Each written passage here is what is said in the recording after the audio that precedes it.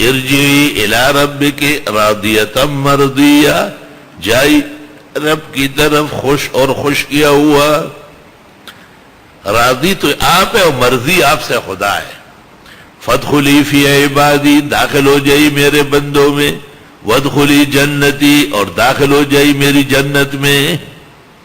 امام مالک رحمت اللہ علیہ کے احوال میں ہے کہ جب حضرت کا انتقال ہو رہا تھا چاروں طرف طلباء کھڑے تھے، امام محمد بھی ان میں ہے.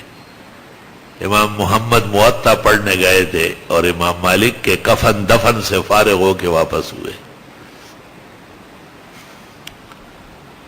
ابن عبد البر نے تمہید کے مقدمات میں لکھا ہے، تمہید موطا کی شرح ہے.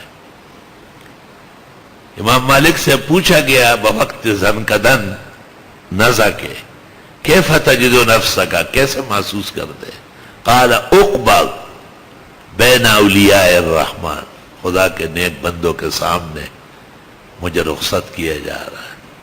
وَلَوْ لَمْ يَكُنِ الْعُلَمَاءُ وَالطُّلَبَاءُ أَوْلِيَاءَ اللَّهِ فَلَيْسَ لَهُ بَعْدَهُمْ وَلِيٌّ إِلَّا أَن يَكُونَ ذَرْوَلِيٌّ.